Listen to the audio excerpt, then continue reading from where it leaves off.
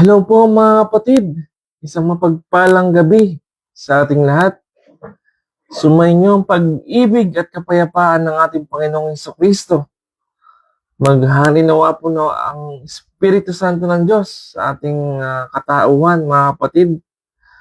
At muli si Kuya Chris nagbabalik upang magbahagi ng salita ng Diyos na nagmumula sa Bible. Ayan po.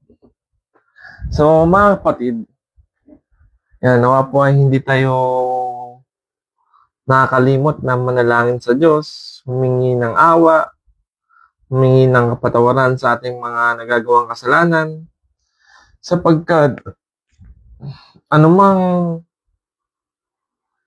problema natin sa buhay ay siya mismo, ang Diyos mismo ang nagbibigay solusyon sa bawat problema ng ating buhay or anong klaseng problema yan, di ba? Anumang kasalanan yan, gusto mo patawad ang iyong mga kasalanan, eh dapat marunong ka rin magpatawad sa mga taong nasa paligid mo o sa mga taong na nakagawa sa iyo ng kasalanan. Sapagkat tayong lahat ay makasalanan, kung ma-agree kayo dun, kung tayo lahat ay makasalanan, dapat matuto tayong magpatawad sa mga taong nagagawa natin ng nakagawa sa atin ng kasalanan, para patawarin din tayo ng Diyos amang nasa langit. At matuto tayong mapagpakumbaba upang tayo iangat ng Diyos pagdating ng araw. Ano po? At mga kapatid, konting kwentuhan lang po muna tayo. No? Sa dami ng nangyayari sa atin, di ba? Yung mga nakasulat sa Bible, talagang nangyayari sa panahon natin ngayon. Gera, diba? Lindol, baha, pagpula ng buwan, di ba? Nakaraan, may blood moon na ano ba yun? Eclipse ba yun?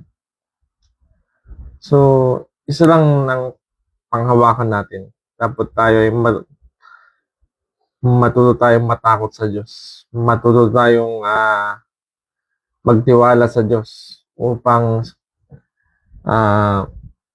hindi niya tayo pabayaan sa lahat ng oras, sa lahat ng pangailangan na kailangan natin siya.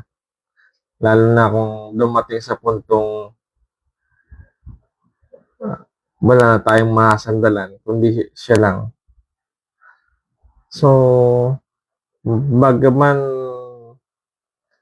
tayo may mga problema sa buhay, may mga daing na ating dinadaing sa Diyos, kung karamdaman man yan, problema sa pera, problema sa kung ano man, isa lang ang sinasabi ng Biblia. Dapat tayo magtiwala sa Diyos upang makamit natin ang buhay na walang hanggan at maligtas tayo pagdating ng paghukom. Na kalakip nun yung paggawa ng mabuti at pagdaan sa katuwiran ng Diyos, pagsunod sa katuwiran ng Diyos. Sapagkat mga kapatid, ang essence po kasi ng Biblia ay kaligtasan. Kaligtasan po. Yun yung nakapaloob dito. Kung paano tayo maliligtas pagdating ng paghukom.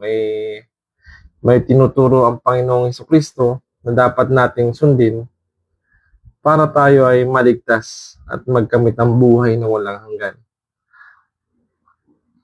Yung mga tao kasing naniniwala talaga sa Diyos, dapat tumatanggap ng kanyang salita at aral.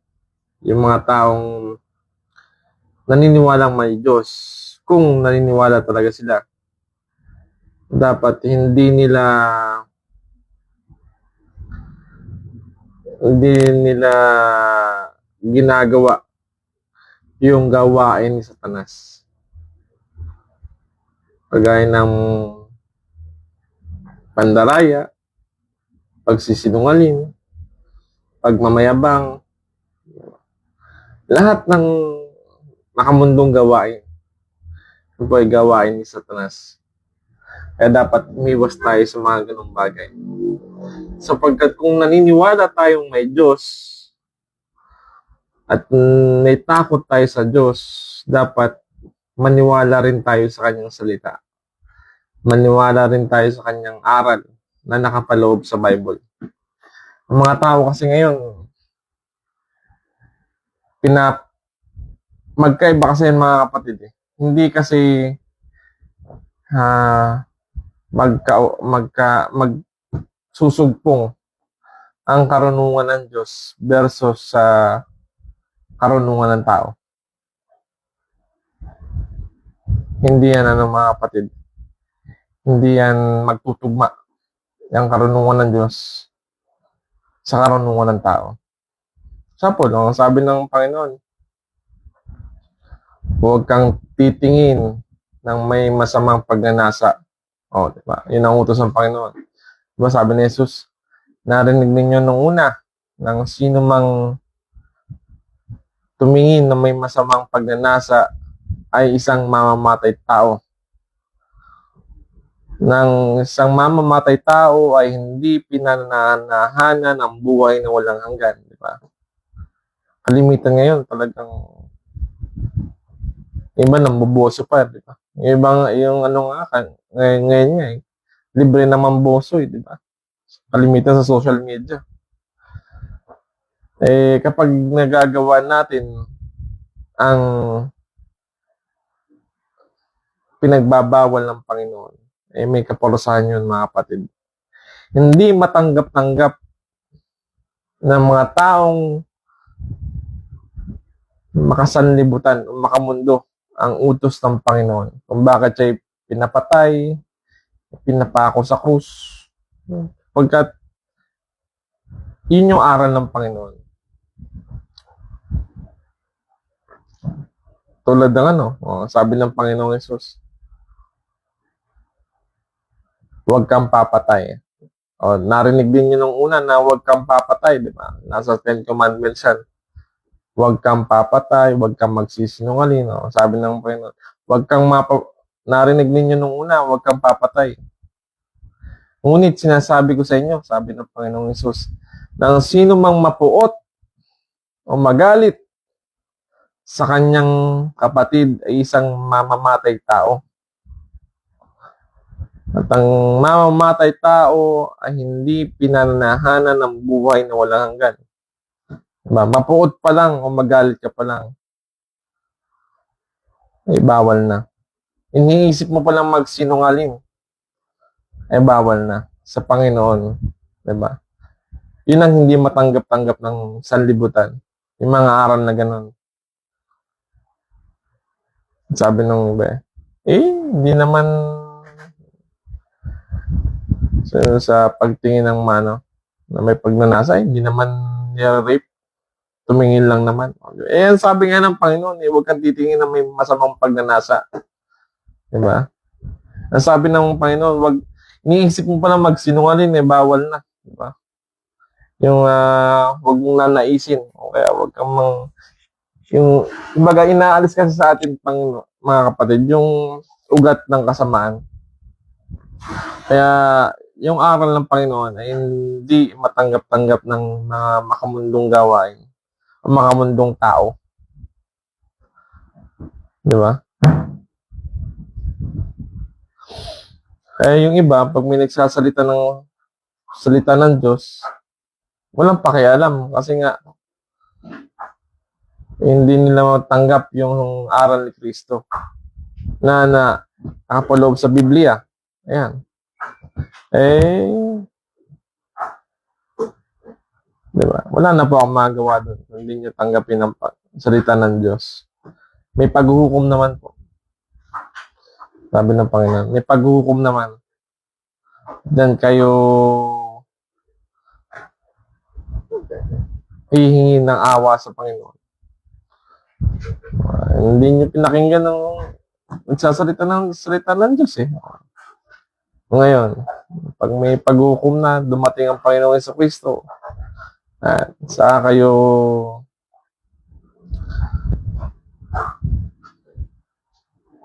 hihingi ng awa, wala na. Pag naandyan na ang Panginoong, hindi kayo nakinig sa mga aral at sa utos ng Panginoong Jesucristo sa mga tao nagsasalita ng kanyang aral at utos, malalaman natin. May paghukom naman. Sabi ng Panginoon, pinagtanyo. Nakasulat yun eh, yung pinagtatawanan nyo yung mga nagsasalita ng aral ng Panginoong Jesucristo. Diba? Hindi nyo pinakinggan. Sabi ng Panginoon, ako naman ang tatawa pag naghuhukom na ang Panginoong Jesucristo. Diba? Ito na.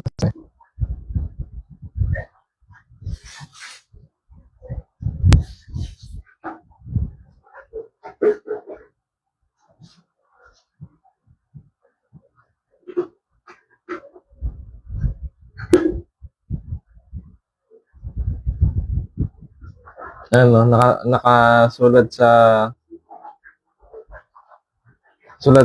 Kawikaan 1 verse 26. Sabi dito, ako naman ang tatawa sa karawan ng inyong kasakunaan. Ako'y manunuya pagka ang inyong takot ay dumarating. Pagka ang iyong takot ay dumarating na parang bagyo. At ang inyong kasakunaan ay dumarating na parang ipo-ipo. Pagka ang hirap at hapis ay dumarating sa inyo, kung magkagayo'y tatawag sila sa akin, ngunit hindi ako sasagot. Hahanapin nila akong mas masikap, ngunit hindi nila ako masusumpungan. Diba? Sabi ng Panginoon. Pag ang nagsasalita ng aral at turo ng Panginoon sa inyong pinagtatawanan, sabi naman ng Panginoon, pagdating ng paghukom, ako naman ang tatawa sa karawan ng inyong kasakunaan. Diba? Yung paghukom na. Pag hindi nyo pinakinggan ang sasalita ng aral ng Panginoon Jesucristo, pagdating ng paghukom, tayo naman ang tatawanan ng Diyos. At hindi kayo nakinig. At hindi kayo nakinig sa aral ng Panginoon. Siya naman ang tatawa sa kasakunaan. Siya naman ang tatawa pagdating ng kaparusahan. Diba? Hindi kayo nakinig sa mga aral at turo ng Panginoong Jesucristo. Pag naman kayo ang tumawag sa Kanya, hindi niya kayo papakinggan. Tulad dito. Hindi niya siya masusumpungan. Kaya mga kapatid,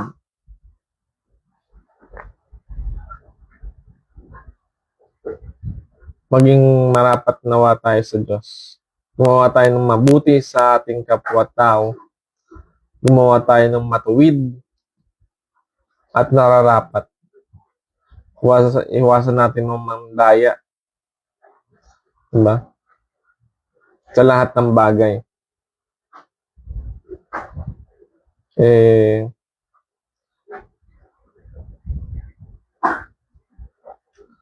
Nawa po ay matakot tayo sa Diyos. Pagkat ang Diyos ay hindi nagsisinungaling. Siya ang katotohanan, sabi ng Panginoong Yesus. So, pasimula po tayo mga kapatid sa Ebanghelyo ng Panginoong Jesucristo. Sabi sa Hebreo 10 verse 25, na huwag nating pabayaan ng ating pagkakatipon na gaya ng ugali ng iba, kundi mangag-aralan ng sa isa't isa, at lalo na kung inyong namamalas na nalalapit na ang araw. Diba? Huwag nating pababayaan ang pagkakatipon.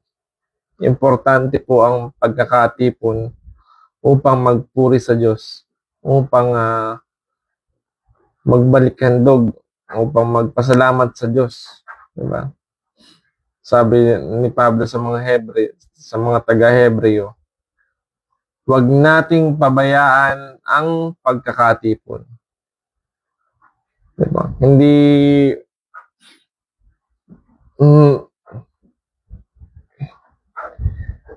ang utos ay huwag pabayaan ang pagkakatipon. Ibig sabihin ito mga kapatid, dapat dumadalo ka sa pagkakatipon ng iglesia.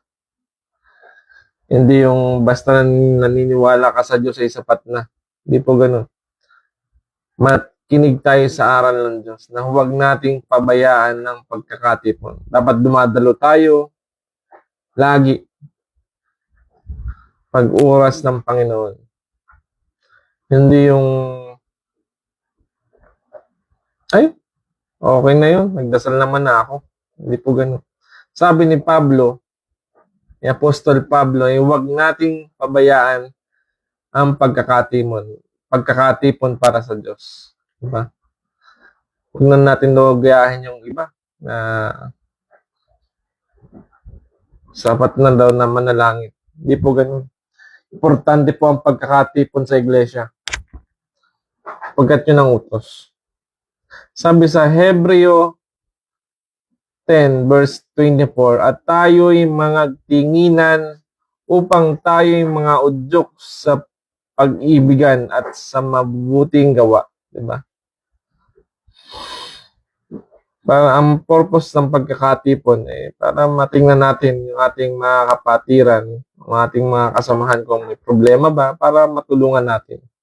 Yung po ang purpose ng pagkakatipon. Siyempre, unang-una is para magpasalamat sa Diyos. So, bigyang kapurihan o karangalan ng ating Diyos ang nasa langit. Sabi sa Santiago 2 verse 24, nakikita ninyo na sa pamamagitan ng mga gaway, inaaring ganap ang tao at hindi sa pamamagitan ng pananampalataya lamang. Diba? Hindi, kasi yung iba kasi naliligaw sa talata ng John 3:16, diba? Sabihin doon, pag kayo nanampalataya kay Kristo ay buhay na walang hanggan ka na, diba? Sabi doon, gayon na lamang ang pagsinta ng Diyos sa sanlibutan na binigay niya ang bugtong na anak ng sino man sumampalataya sa Kanya, hindi mapahamak, hindi magkaroon ng buhay na walang hanggan. Yung kasi yung mga pastor na tinitingnan na isang isang verse lang, isang talata lang. Hindi po ganun ang pagbabasa ng Bible. Titingnan mo yung essence o ano ba yung nakapaloob sa buong Biblia. Sabi nga dito, sabi ni Santiago, sa Santiago 2 verse 24, nakikita ninyo na sa pamamagitan ng mga gaway, inaaring ganap ang mga tao. At hindi sa pamamagitan ng pananampalataya lamang. Diba? Hindi enough yung ikay sumasampalataya lamang. Dapat gumagawa ka rin. Palakit pang mabubuting gawa. Diba? Pagmamalasakit sa kapwa.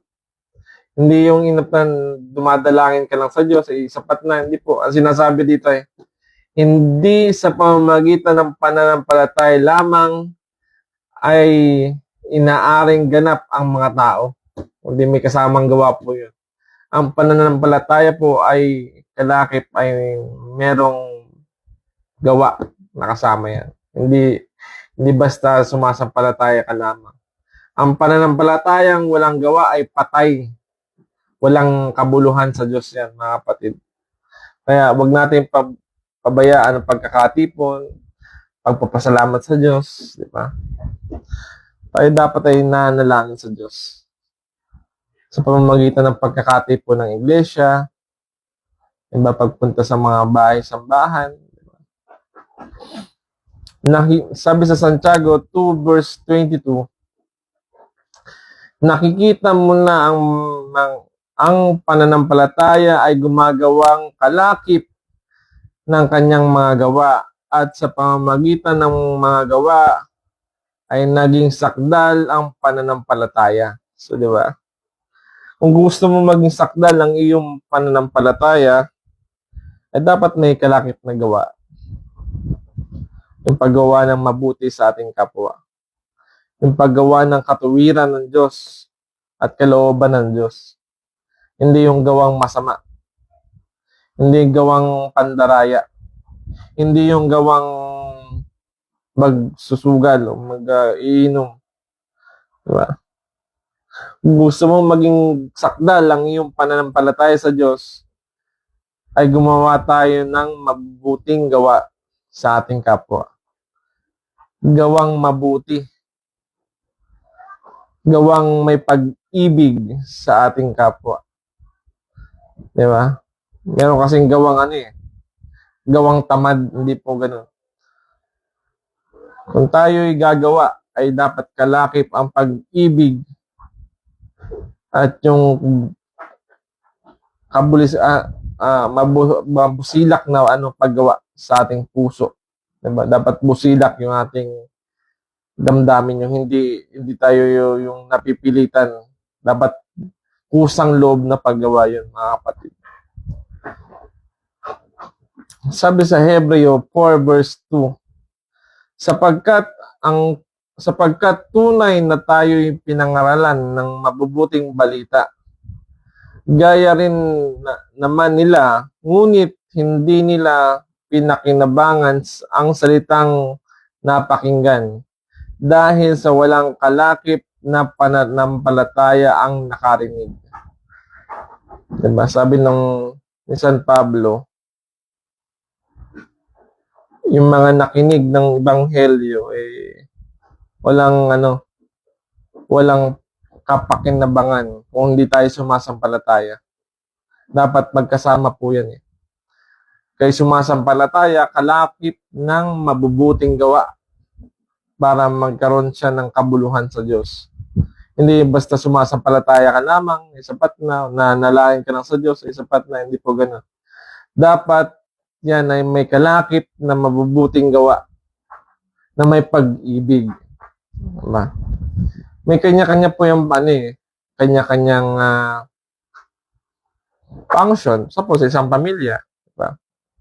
Limitan kasi yung lalaki yung naghahanap buhay, babae yung nasa gawaing bahay, lalaki yung nagpapakain sa pamilya, babae nagluluto, ba tulungan yan?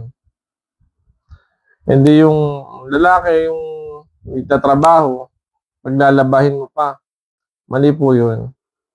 Dapat may kanya-kanyang function yan. Kung asawa mo ay nasa bahay, lahat ng gawang yung bahay ay gampanan. Sabi na lalaki naghahanap buhay, gagampanan ng lalaki is yung mapakain ng pamilya, di ba? Mabigyan ng gusto ang pamilya, ang kanyang pamilya, di ba? Pakain ng 3 beses sa isang araw, di ba? Kanya-kanyang function po yan. Hindi yung lalaki nagtrabaho, pagdating ng lalaki, siya pa yung nagluto, naglaba, tapos yung babae, wala, naglilinis lang. Diba? Naghihintay ng dating na lalaki. Mali po yun. Hindi rin po biro ang makipagsapalaran sa labas. Maghanap buhay kasi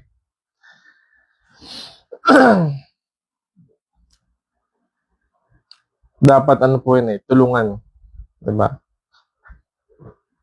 Tulungan po yan, mga kapatid.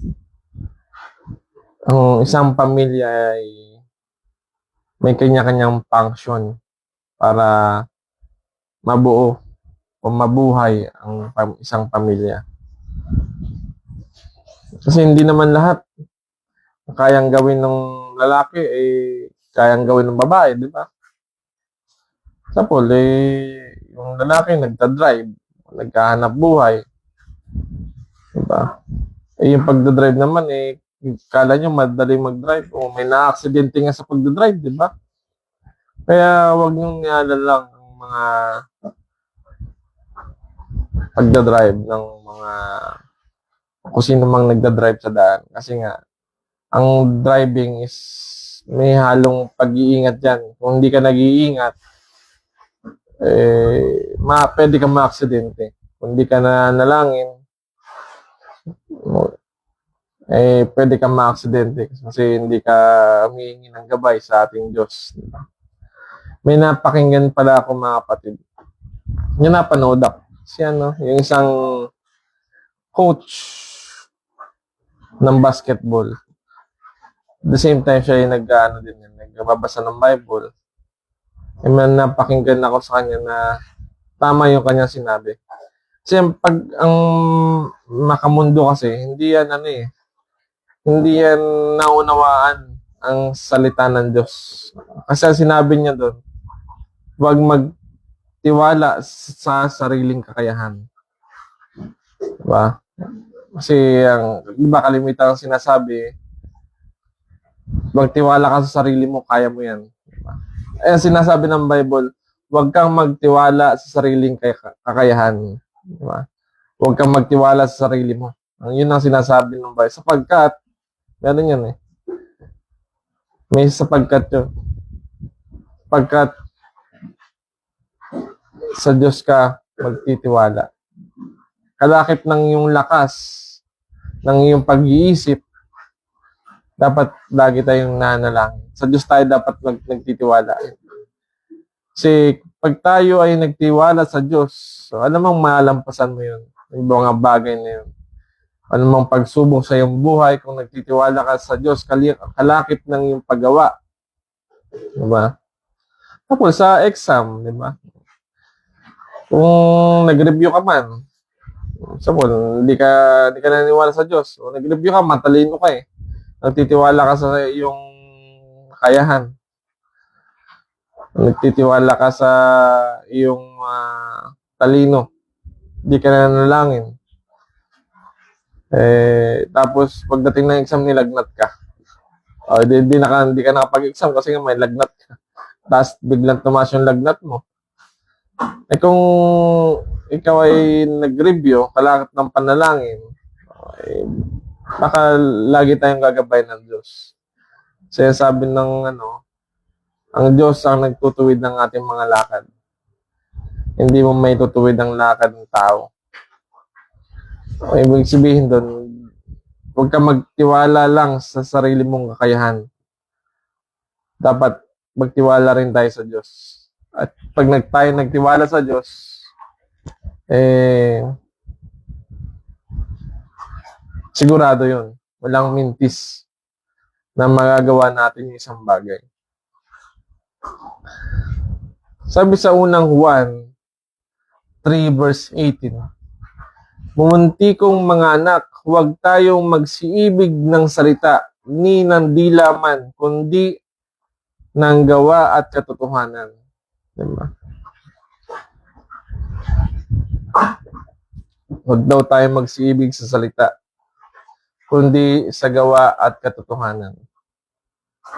Sabihin dito mga kapatid, di puro tayo salita, dapat gumawa rin tayo. At dapat yung katotohanan lang ang ating, yung katiwiran lang ng Diyos yung ating gagawin. Hindi yung katiwiran ni Satanas. Sabihin nito mga kapatid, huwag tayo puro salita. Kalakip ng ating salita ay yung paggawa. Kalakip ng ating dalangin ay yung mabubuting gawa. Hindi yung puro dalangin ka lang, puro hiling ka lang kay Lord, di ba? Yung kasi, mga kapatid, yung kaligtasan kasi, mga kapatid, hindi lang sa naniniwala ka sa Diyos ay maliligtas ka na. May sangka po yan, mga kapatid. Yung kaligtasan po kasi, May sangkap yan, hindi lang yan sa sumasampalataya ka, hindi lang yan sa mabubuting gawa. Yan ay maraming sangkap, katulad ng habag. Parang ano po yan parang adobo. Yan, di ba? Sa pagluluto ng adobo. Hindi lang yan ay karne. May toyo yan, may gulay yan, may ricado, may suka, di ba? Marami po yan. Bago yung matawag na adobo, kailangan mo yung mga sangkap na yan. Ganon din yung kaligtasan. Para ikay maligtas, kailangan mo yung sangkap ng kaligtasan. Ano ba yung mga sangkap ng kaligtasan? Diba? Pananampalataya, pag-ibig. Yan, pag-ibig, sangkap din ng kaligtasan. Tapos yung mahabagin ka, maawain ka, mabubuting gawa, diba? Pagtitiwala sa Diyos, yan, mga sangkap yan ng kaligtasan. Diba? Lagi tayong sumusunod sa katawiran ng Diyos. Yan yung mga sangkap ng kaligtasan para ikay maligtas. Yan ang ibig ko sabihin, mga kapatid. Gusto mong makasama sa kaharian ng Diyos pagdating ng paghukom ng ating Panginoong Jesucristo, dapat yung mga sangkap ng kaligtasan nagagawa natin. Hindi yung basta nanalangin ka lang, hindi yung nanampalataya ka lang, pero hindi ka naman gumagawa, di ba? Yan ay dapat nagawa natin lahat, na natutupad natin lahat yung sangkap ng kaligtasan na yan. So, malalaman natin ang sangkap ng kaligtasan through, siyempre, sa Bible. And malalaman niyo po yan dito.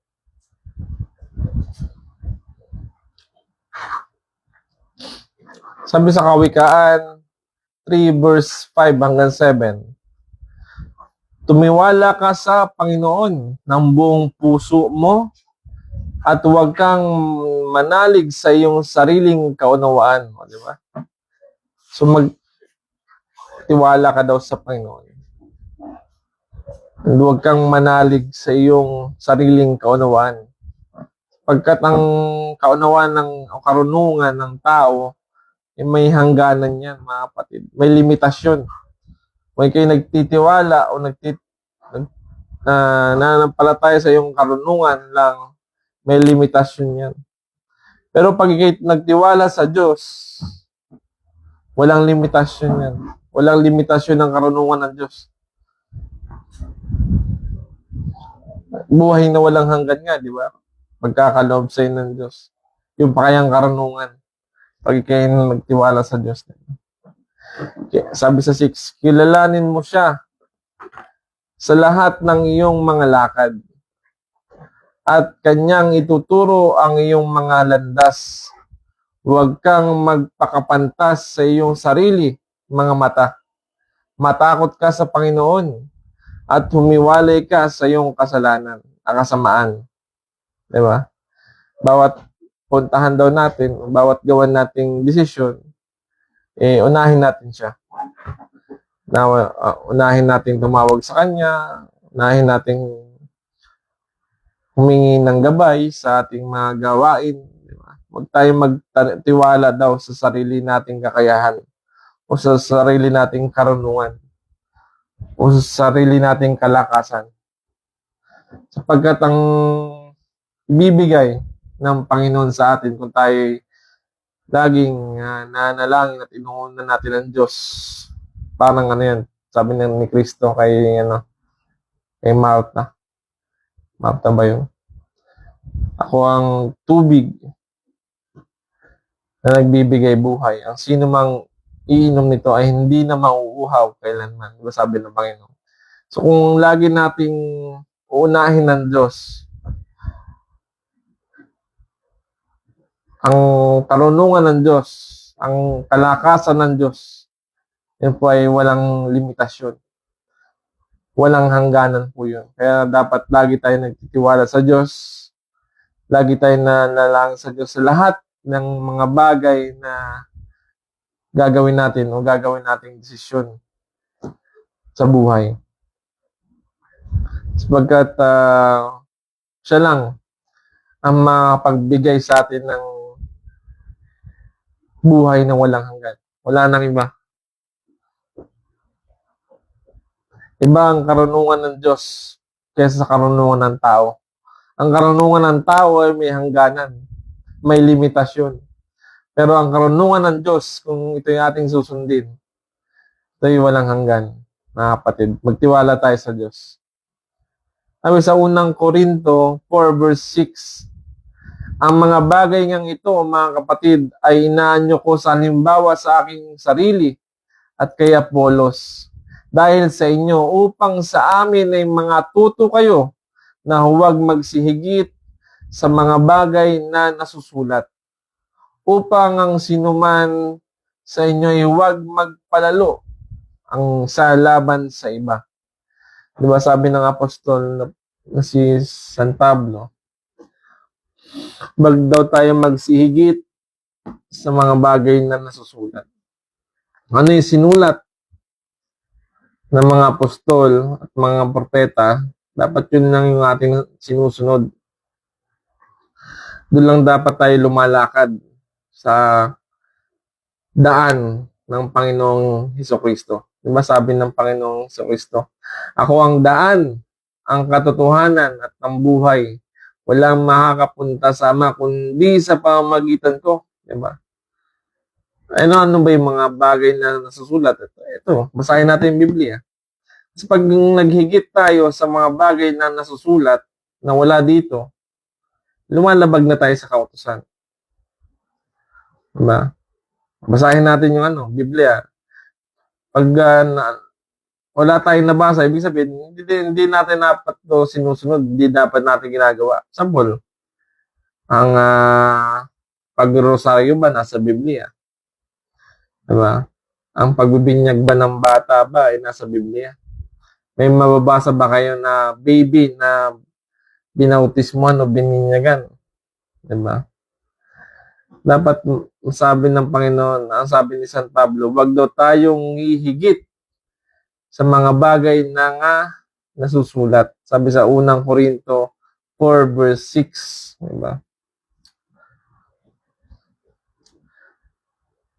Sabi sa unang Korinto 14 verse 37, kung iniisip ninuman na siya ay propeta o ayon sa Espiritu, ay kilalanin niya ang mga bagay na sa inyo ay sinusulat ko na pawang utos ng Panginoon.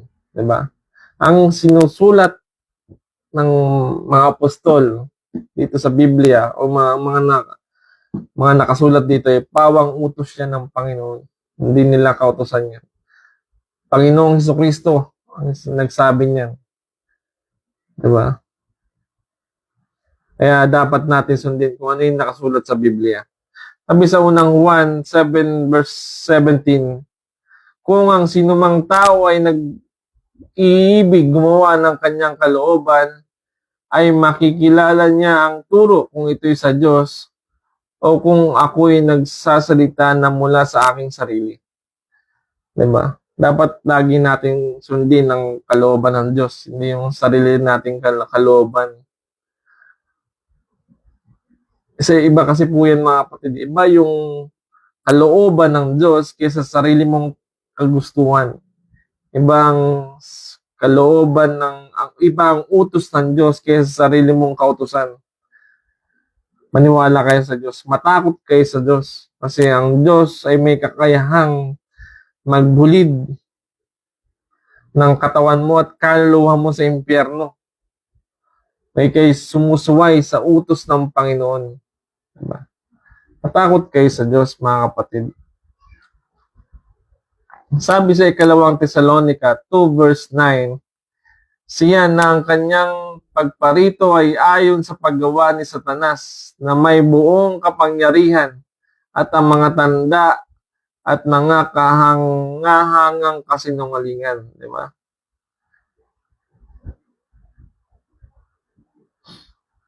Yung mga tanda at kahangahangang kasinungalingan, yun ay daan ni Satanas. Minsan may mga magic, di ba? Kala nyo sa Diyos na yun po yung mga daan po yan ni Satanas. Mga, di ba? Nakasulat na, oh. yung mga ganong bagay, kay Satanas po yun. Huwag niyong susundin yung mga ganyan. Sabi sa ikalawang Tesalonica 2 verse 10 hanggang 11, at may buong daya ng kalikuan sa nangagpahamak sapagkat hindi nila tinanggap ang pag-ibig sa katotohanan upang sila'y mga ligtas. At dahil dito ay pinadadala sa kanila ng Diyos ang paggawa ng kamalian upang magsipaniwala sila sa kasinungalingan. Diba? Sabi ng Apostol Pablo, nagsiibig, tinanggap nilang pag-ibig sa katotohanan upang sila'y maligtas. At dahil dito ay pinadala sa kanila ng Diyos ang paggawa ng kamalian upang magsipaniwala sila sa kasinungalingan. Diba? Sino mang gumagawa ng kasinungalingan? Yung nandaraya ng kapwa-tao, diba? Yan po kay Satanas, mga kapatid. Paniwalaan nyo yung aral ng Panginoong Jesucristo. Pag-ibig, diba? Ang gawang mabuti. Sabi sa Juan 17:17, pakabanalin mo sila sa katotohanan. Ang salita mo yung katotohanan. Diba? Tayo magpakabanal sa utos ng Panginoon, sa aral ng Panginoon. Hindi tayo yung gagawa ng daan ni Satanas. Hindi lagi tayo nagsisinungaling, di ba? Sabi to, ang salita mo yung katotohanan. Kung ano ang sinasabi ng Panginoong Jesucristo sa pamamagitan ng mga apostol, yung po yung katotohanan. Sinasabi niyang bibigyan niya tayo ng buhay na walang hanggan kung tayo susunod sa kanyang kautusan, sa kanyang mga aral, sa kanyang daan ng pamumuhay. Totoo po yun. Totoo po yun. Magtiwala lang tayo sa Diyos. Magsampalataya lang tayo sa kanyang salita. Diba? Sabi sa mga taga-Efeso 6 verse 24, ang biyaya naway sumalahat ng mga nagsisiibig sa ating Panginoong Jesucristo ng pag-ibig na walang pagkasira siya nawa. Diba? Pag-ibig ang utos sa atin ng Panginoon. Mga ibigan kayo, sabi ng Panginoon Jesucristo. Sino mang hindi umiibig sa kanyang kapwa ay lumalabag na sa kautusan ng ating Panginoong Jesucristo. Kaya matakot tayo sa Diyos. Sabi sa Efeso 4 verse 7, datapwat ang bawat isa sa atin ay binigyan ng biyaya ayon sa sukat ng kaloob ni Kristo.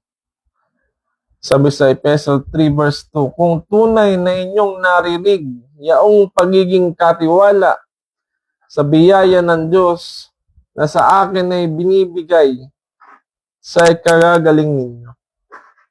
Bukod dito, sabi sa unang Korinto 4 verse 2, bukod dito ay kinakailangan sa katiwala ng bawat isa ay maging tapat.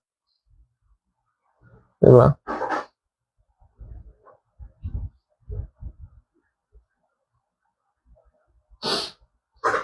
Dapat lagi tayong tapat sa ating trabaho, sa ating asawa, sa ating mga anak, sa ating mga magulang. Yan, ang sabi dito sa unang Korinto, bukod dito ay kinakailangan sa mga katiwala na ang bawat isa ay maging tapat. Diba? Dapat lagi tayong tapat. Lalo na sa Diyos. Dapat lagi tayong maging tapat sa Diyos. Sapagkat ang mga kubling bagay idadalhin niya sa kahatulan. Kahit pa yun ay mga kubling bagay, ang Diyos ang nakakaalam. Kung ikaw ba'y gumagawa ng kanyang kalooban, kung ikaw ba'y nagsisinungaling, diba? Kung ikaw ba'y nagsusugal, nag-online sabong, kung ikaw ba'y nangdaraya, diba? Diyos ang nakakaalam lang niya. At dadalhin niya ang paglabag sa kautusan, sa, sa kahatulan, sa kaparusahan ng Diyos sa pagdating ng pag-uukom.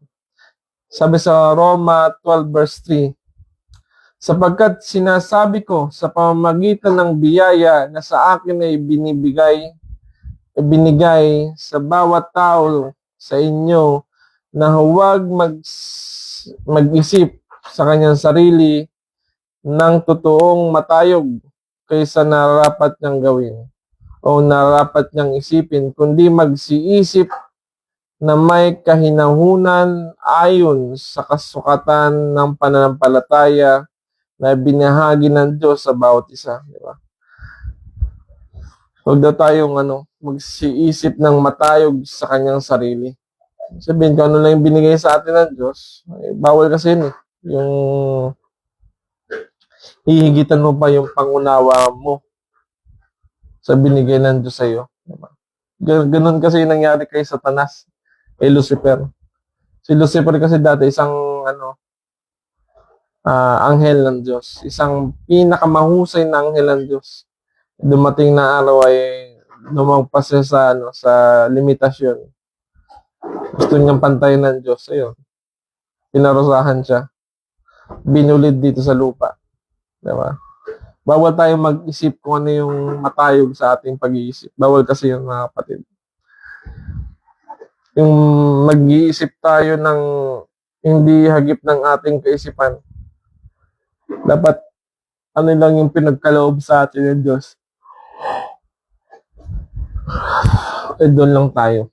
Kasi paparusahan ng Diyos ang nag-iisip ng matayog sa kanyang sarili. Sabi ng Panginoon. Sabi sa Roma 12 verse 4 hanggang 8. Sapagkat kung paano sa isang katawan ay mayroong tayong maraming mga sangkap at ang lahat ng mga sangkap ay hindi pareho ng gawain, ay gayon din tayo na marami ay isang katawan kay Kristo. At ang mga sangkap ng sama-sama sa isa't isa. At yamang may mga kaloob na nagkakaiba-iba ayon sa biyaya ng binigay sa atin. Kung hula ay manganghula tayo ayon sa kasukatan ng ating pananampalataya. O kung ministeryo ay gamitin natin ng ating sarili sa ating ministeryo, o ang nagtuturo ay kanyang pagtuturo, o ang umaaral ay sa kanyang pag-aral. Ang namimigay ay magbibigay sa may magandang loob. Ang nagpupuno ay masikap, ang nahahabag ay magsaya. Diba? Yung sangkap kasi ng katawan, sa katawan ng tao, di ba? Merong kamay, merong bibig, merong mata. Pero isang katawan. Sa iglesia kasi po, sabi dito, ang sinumang sangkap ng katawan ng iglesia ay may kanya-kanyang function yan. Diba? Ang manghula ay manghula, ang ministeryo ay magturo. Diba? Baga sa katawan, may kanya-kanyang function pag kayo nasa iglesia. Ang iglesia kasi ganyan yung katawan. So, dapat nakapaloob tayo sa katawan ng pangulo ng katawan na si Kristo. Diba? So, yun yung iglesia ng Diyos. Dapat nandun tayo sa iglesia ng Diyos para maging sangkap tayo ng katawan ng Panginoong Kristo. So, mga kapatid, marami pa sana akong tatalakayan. Medyo naantok na tayo. Kaya mga kapatid, kung anumang problema ang dumating sa buhay nyo, dapat lagi nating unahin ng Diyos sa lahat ng bagay para tayo ay kanyang gabayan, kanyang protektahan, para pagkaluban tayo ng buhay na walang hanggan. Ipagtapat natin ang kasalanan natin sa ating Diyos at hingi ng kapatawaran. Pagkat kung hindi natin ito nagagawa, hindi tayo mapatawad. ng Diyos sa ating mga kasalanan. At nawa po ay gawin natin lagi ang katuwiran ng Diyos. Gawin natin ng may pag-ibig, na may mabubuting gawa sa ating kapwa. Dapat na natuto tayong mahabag, di ba? At natuto tayong maawa. Kung wala yung mga ganong sangkap ng katawan, hindi tayo magmamana ng kaharian ng Diyos. Sabi ng Biblia. So mga kapatid, ito po si Kuya Chris ang iiwan ng salitang pag-ibig. Salamat po sa Diyos.